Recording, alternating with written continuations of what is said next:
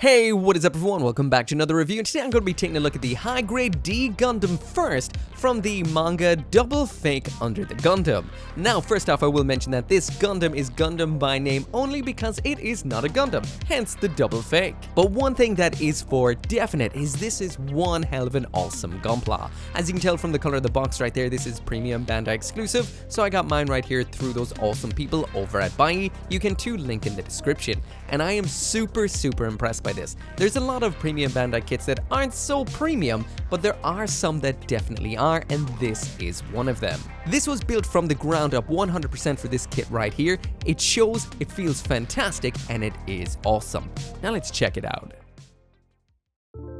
So when it comes to the build of the high-grade D Gundam First, this is pretty much like nothing I've ever built before. It's got some similarities in some nice sort of ways, but it is ridiculously unique. Inside the box we do get quite a bit of plastic, a lot of nice color, and when it does come to the stickers, it's mainly just for the eyes, head cameras, and some yellow little aspects on the kit, nothing too critical.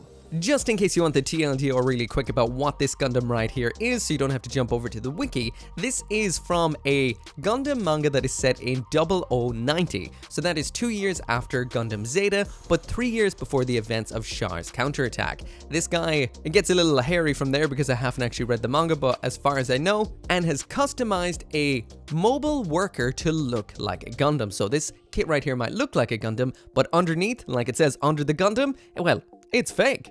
Double fake even. However, what is definitely not fake is how great this build is right here. Now, when it comes to premium Bandai exclusive kits, there seems to be a subset that are maybe produced by a certain set of people over at Bandai because they have almost like a feel to them. First off, the plastic in here, it is polystyrene, but it does feel more old school than what we see from traditional, well, not traditional, but new Bandai kits, which has very soft plastic. That does mean, I'm kind of jumping ahead a little bit, but it does mean it is a little bit sensitive to some solvents, so be careful with something like the flowy style panel liners. I did get a little bit of a crack, but overall that kind of is the feel. These do feel kind of old school.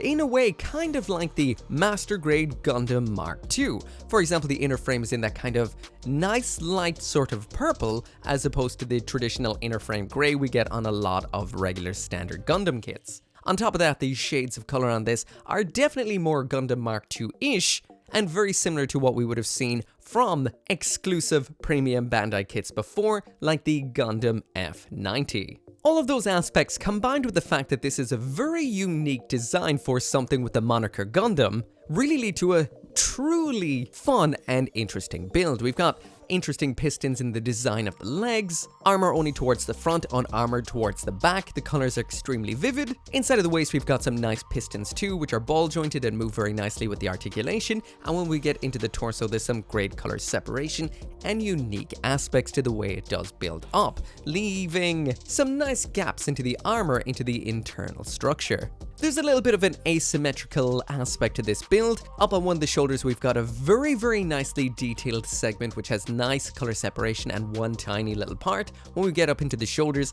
the layering of colors is extremely nice. The yellow, then the inner frame purple, and some really different kind of feel to the overall design of it. In a world of Gundam kits that sometimes can feel same after same, this right here is a breath of fresh air. For example, it's got fist weapons on the back of its forearms ready to go. This continues when you move up onto the head. It is a lot different. The only real letdown here, I would say, compared to some modern kits, is it is missing color separated eyes, which in a way is a little bit of a lot to ask for when it does come to a high grade kit. They are just regular sticker eyes. The two eyes are actually separate, so they can be a little bit hard to attach evenly. I'll also mention that I did cut these safety flags off the V-fin because I always like to do that to make it look just right, but overall the head connects together extremely nicely. The backpack is unique with some simple thrusters which attach on a really kind of low-tech feeling kind of way, and when you do get the Gundam finally put together, it looks phenomenal, and you really are only halfway through it.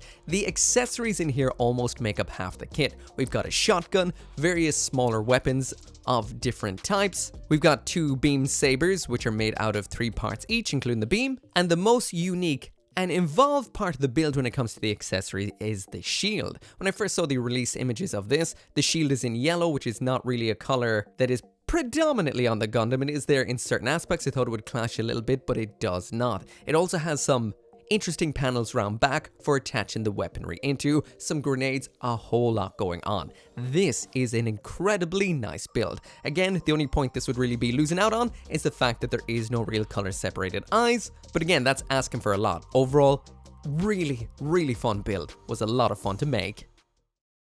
And that brings me to right now with this kit finished. Now I did panel line it a little bit. I did use the flow type panel liners like I mentioned earlier on, and that did cause a little bit of a crack up in the shoulder. That seems to, well, usually it isn't that much of an issue when it does come to polystyrene kits. It's usually ABS that tends to have a little bit of an issue with these solvents. But this right here seems to be made out of that same sort of plastic that we do see on some of these premium Bandai exclusive kits. And that doesn't seem to react too well to particular solvents. So yeah, be careful with those. But anyway, into the aesthetics.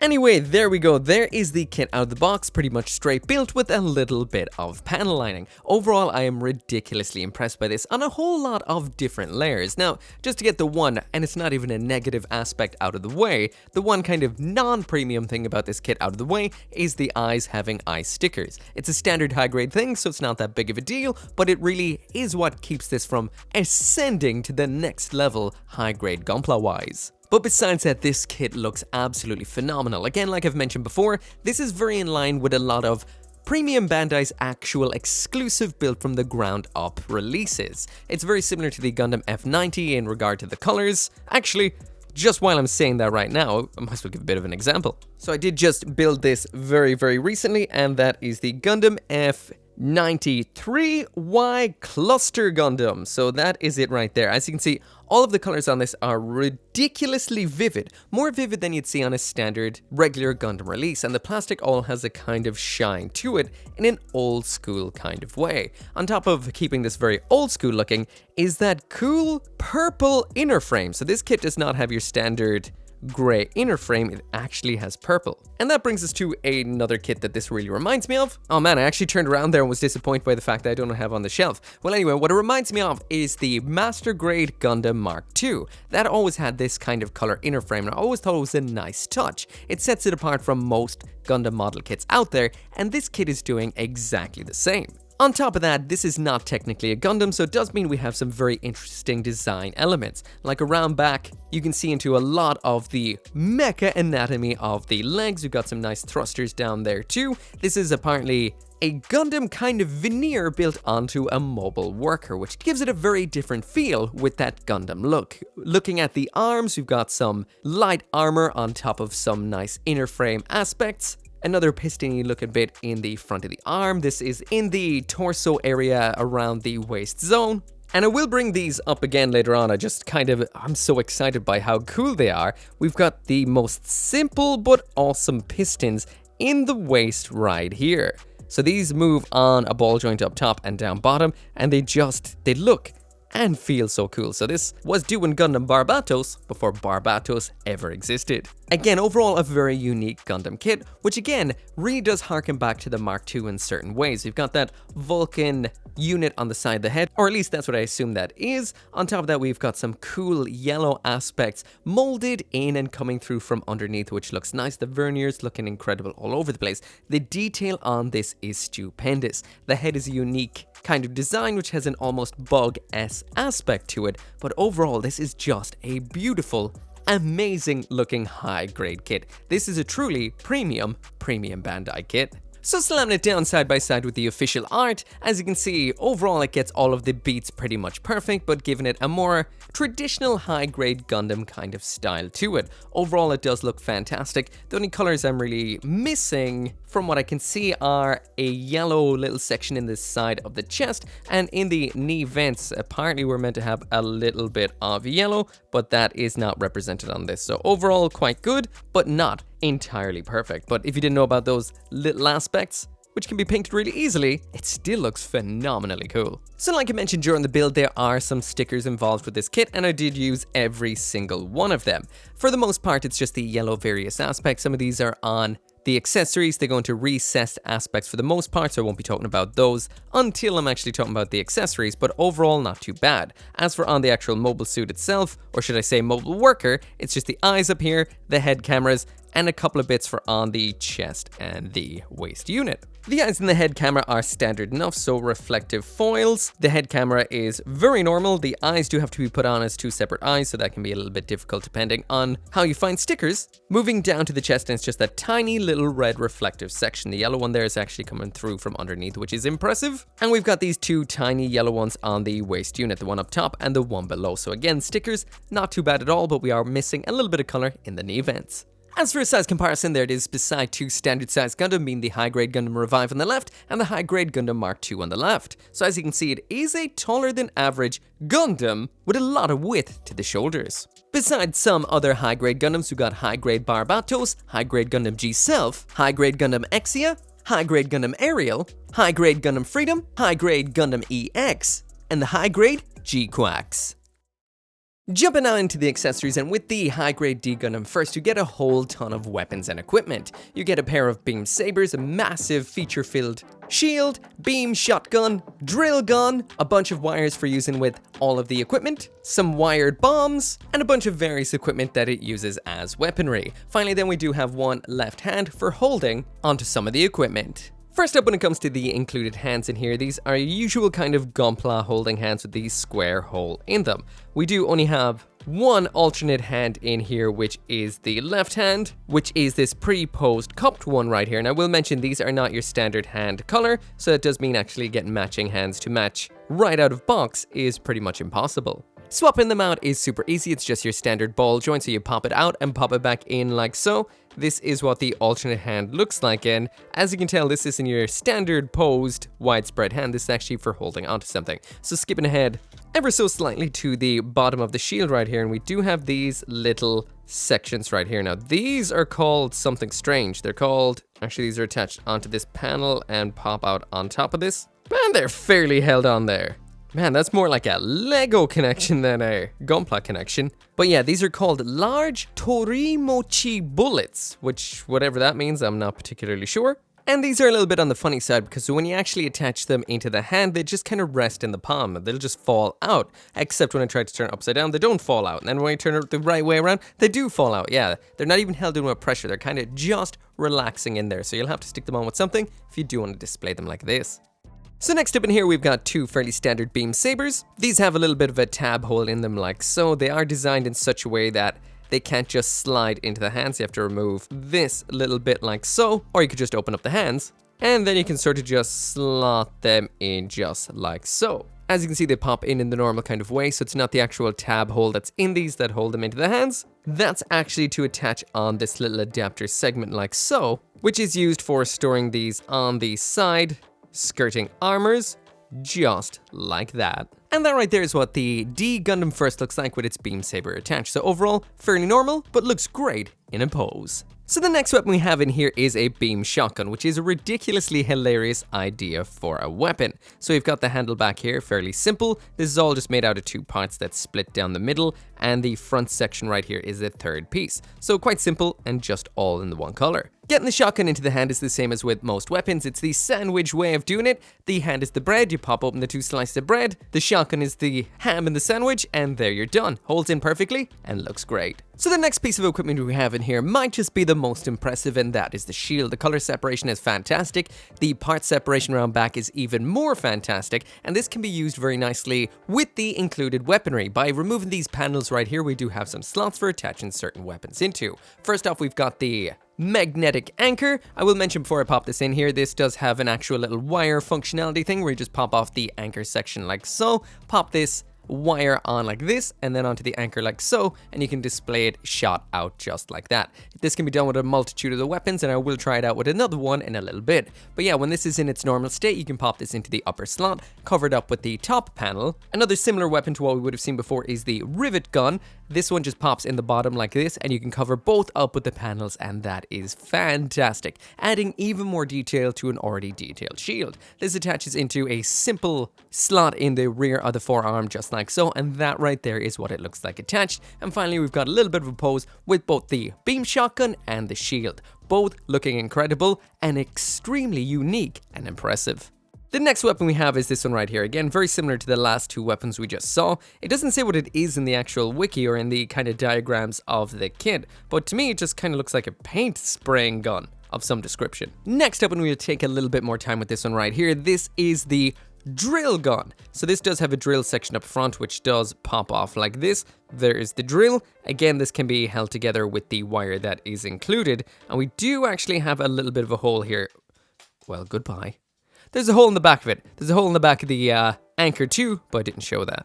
So yeah, when it comes to the drill gun right here, attaching into the hand is the usual sandwich routine. So you just pop it in just like so. Attaching the wire on is just like we would have seen with the magnetic anchor, so that just pops onto the main body, then onto the drill end, and then you just pop it into the hand just like so. We do have a second kind of wire in here. This is a thinner wire than the one we saw before. This then attaches into that small hole in the back of the weapon, same as the anchor, and then that attaches into the backpack. So it does kind of show that the weapons on this particular mobile worker, not mobile suit, are very kind of remedial compared to what you would see in a Gundam, and I think that is a really cool touch. So yeah, that is what one of these kind of weapons looks like in the hand, and this one definitely has the most going on in it. We'll also mention there is a little bit of a sticker on the front section of this on both sides, just this yellow one right here, worth noting. So when this weapon is not in use, it can be stored, so just strip away everything that we would have added onto it, reattach it together just like so, and we do have a little bit of a tab on the side of this. This just slots and tabs into the side skirting like we would have seen with the beam sabers, and it can just hold on just like so. Just in case you're wondering about that kind of spray gun looking guy right here, this weapon does not have anything like that at all. This is a strange weapon that doesn't seem to be able to be stored anywhere at all. So the last bit of equipment we have in here is the wired bomb, and it pops into the hand just like so. You can probably guess from the name that you're going to be using the wire again. So exactly the same as we would have seen a couple of times before. You pop the top off, attach the wire onto the handle, then onto the bomb section, and it works just like this. It looks very nice. I will mention the yellow sections you're seeing on the business end are all stickers, so that's 4 stickers in total, and when it's not in use, you just put it back together like so, and it can be stored on the butt flap just like so, and we do have what I think is meant to be a spare for this. You can't actually attach it onto it, but that right there is what it looks like, and once again, those yellow circles right there, those are stickers. That's what they look like attached, and they do add a very nice dimension to the color when attached on there.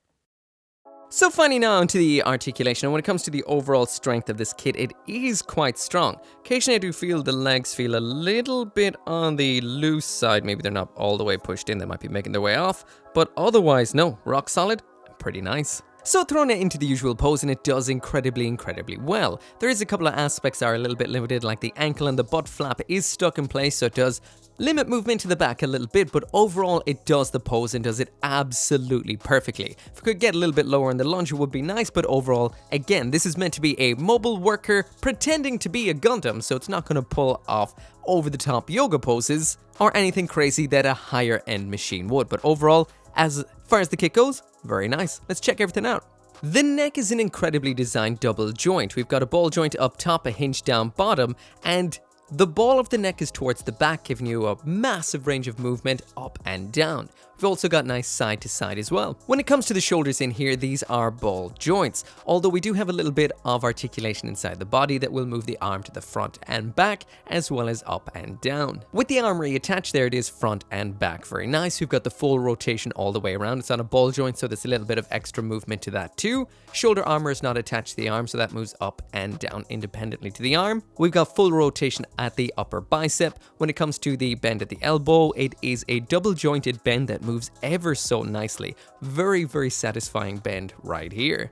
And speaking of satisfying, the ab crunch on this is incredible. It's mainly to the back more so than to the front, but we do have those incredible pistons inside of that. We've got a side-to-side crunch, which is fantastic, and even though it is limited somewhat by the pistons in there, we still have a nice full side-to-side rotation. It just won't go all the way around. When it comes to the front skirting armor, standard front skirting up, down, a little bit of wiggle, standard side skirtings up and down, a little bit of wiggle, and we do have rigid, in-place butt flap, which does kind of affect the kicks. Speaking of the kicks, first off, we have a little bit of a raising dropping mechanism inside of the hips, but this is a little bit hard to actually get to move at all. It's a little bit of an awkward design. Bandai definitely has better designs for this kind of thing. When it comes to the kicks, like I mentioned, a little bit limited towards the back, but up to the front it is an amazing kick, so a nice range of movement overall. The splits is not affected at all either. That can move all the way out and all the way in just like so, full rotation at the upper leg.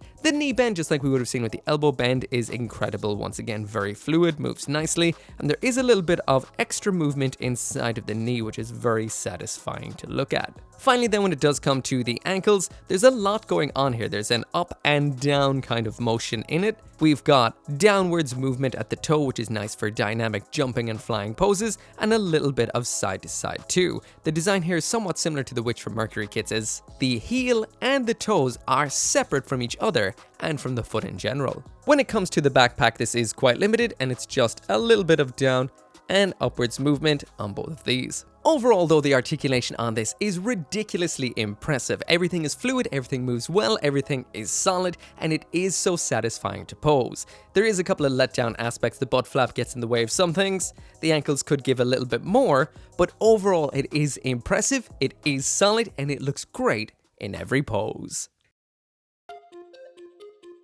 So anyway, that right there is it for the review, and this right here is an X Platinum tier kit. Now, seeing all the stuff that's going on the screen right now, you might notice a couple of things. Yes, the tiers have changed. I have a video on that if you do want to know more. The other thing is I have kicked the extras aspect because the minute I actually tried to put it into practice, it didn't really work. It just goes against kits that don't have extra inside the box, and that really doesn't make sense. Anything that's ever extra can go into one of the other categories. So speaking of the categories, build-wise, this is a build like no other. It's a high-grade kit that builds up so differently. It feels old school and new school at the same time because Premium Bandai designs these kits in a completely different way to standard release gunpla or variant P-Bandai kits. The plastic is a little harder, snappier, the design and the color scheme is more old school, and overall just the unique style of this non-Gundam Gundam is like nothing else. Pistons, layered parts, unique colors, everything feels like nothing I've ever seen before when it comes to high grade. When it comes to the aesthetics of this kit, the only thing I could really hold against it is stickers on the eyes, but this is a high grade, so I can't really use that against it. Overall, like I mentioned, layered parts coming through from underneath.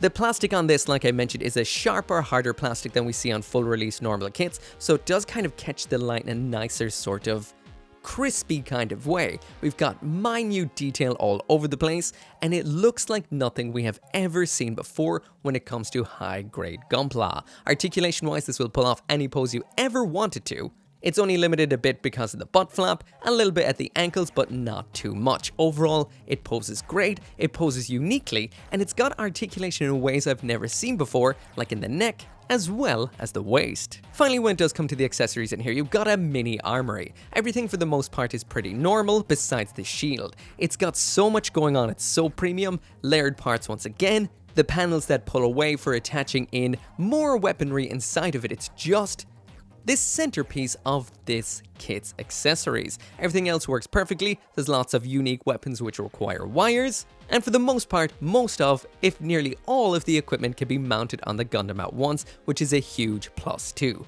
If you want a high grade that's like no other, and probably in the top 5 high grades of all time, this one right here is ridiculous. It's surprisingly good. Highly, highly recommended. Anyways, always thank you so much for watching. If you want one of your own, there's a link to buy it down there in the description. And of course, I'll see you next time.